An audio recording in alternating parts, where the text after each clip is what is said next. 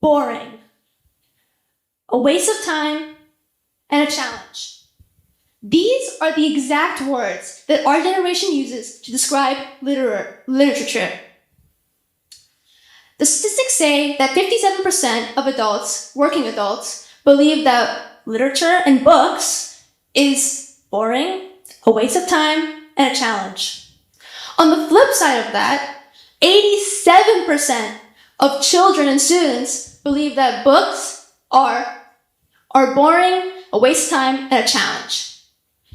That is a huge percentage, 87%, huge and concerning. But I'll have to admit, I was a part of that percentage.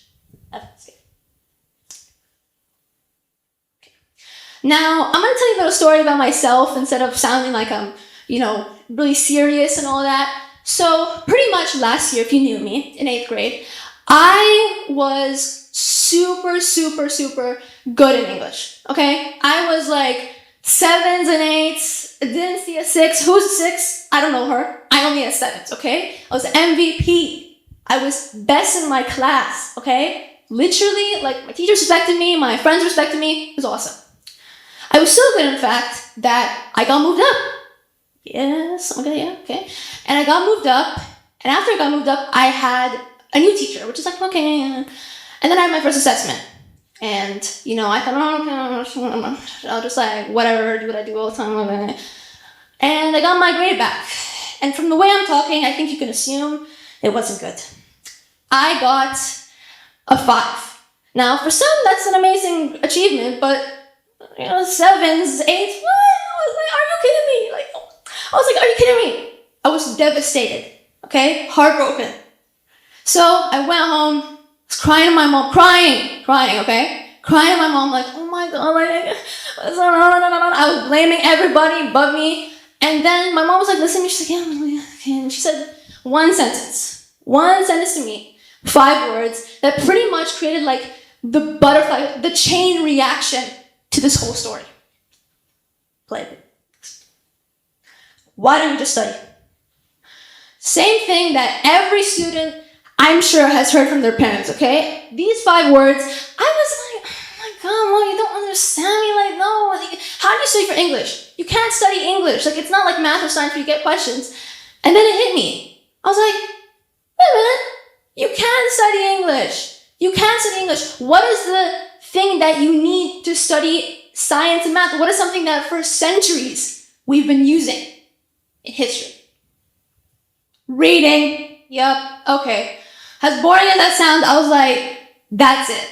That's what it is. That's what I need to do. So I was like, okay, instead of wallowing in disappointment and be like, oh my God, I can't believe I'm blaming everyone, I was like, I'm going to deal with it. So next, I got to action. I took action on this so I could fix my grade.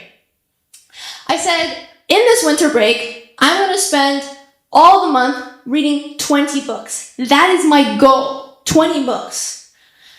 For some, that might be very little, might be very short, but for me, like someone who had never, I dissed books. I used to say books were stupid. This was big achievement for me, okay? And so I said, okay, I'm going to do this, set a goal, and I also made a little Tumblr blog because I wanted to make myself feel better. I was rating every book so I can at least have some fun with it, And so I went to the mall that week, went to Borders, and I got the book. This is the book. I pretty much did what everyone tells you, oh, look, read the back, then read the first page. So I did that, yellow, okay? So, I'm not going to tell you how it went. I'm just going to, it sucked, okay? It was a horrible book. I was like, oh my God, it's so bad. Even if I finished in 2 days, it's up. I'll be honest with you. So this was actually a really prevalent time for me in this journey because it was the first challenge I faced.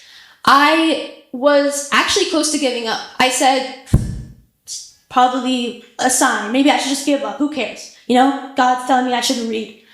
But I stopped myself and I said, no. Why are you going to stop? Why am I going to limit myself just because of one book? No, I wasn't going to do that. And this was the start of my journey. We can text. Now, I'm not going to tell you every book and rate how every book was. I'm just going to tell you 3 important things I learned. And one of them, each of them, the first one is to achieve a goal, you need to work hard. success equals hard work. You know, it hit me like a ton of bricks, okay? I'll be honest with you. My assessment grade and then like my mom's advice, I was like, it was hard to understand. But it's reality. It's the truth, okay? And that took me a long time to understand, especially in the start of this. Go back.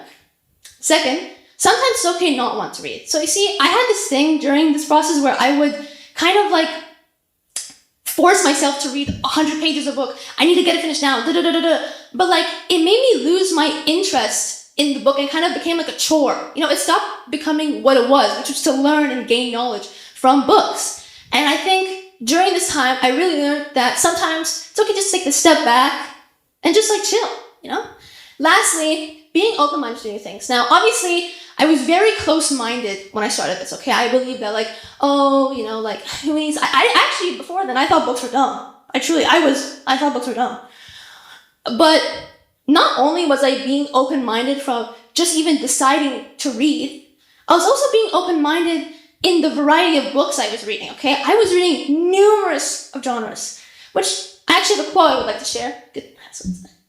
This quote, when I read it, it resonated me so deeply. Now, honestly, I'm a person, I think quotes are stupid and this kind of stuff, but this one, when I first read it, I was like, hit me. Here's the quote. A person who doesn't read a book lives one life. A person who reads books lives 100. Impactful, isn't it? When I first read this, you know, it made me more motivated to read because technically what it says is like, you know, you're not only just reading a story, you're reading like lifelong experience from these authors and writers. And that's something you can't give from just living normal life without reading books. So that's good.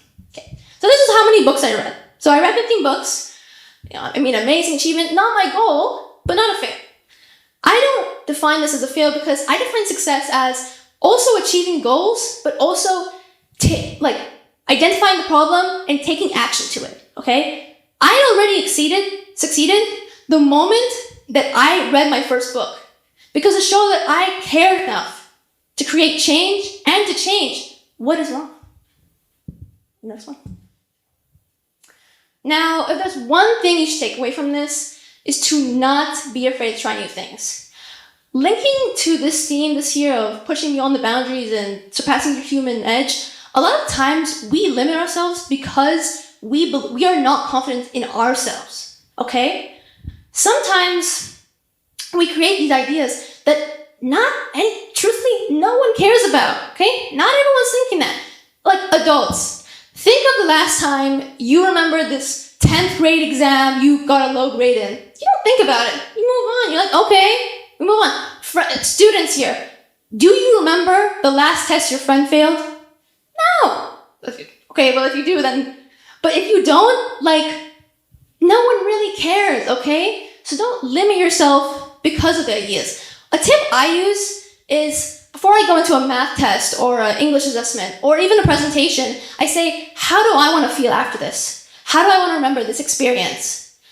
And do you want to remember like, oh man, like, I didn't take enough opportunities, I didn't try as well as I could? Or do you want to be like, oh, I really did the best I can and I feel awesome after it. I feel amazing. How do you want to remember this? Seriously, ask this to yourselves. How do you want to remember this? How far are you willing to push past your own limits, your own boundaries? Thank you.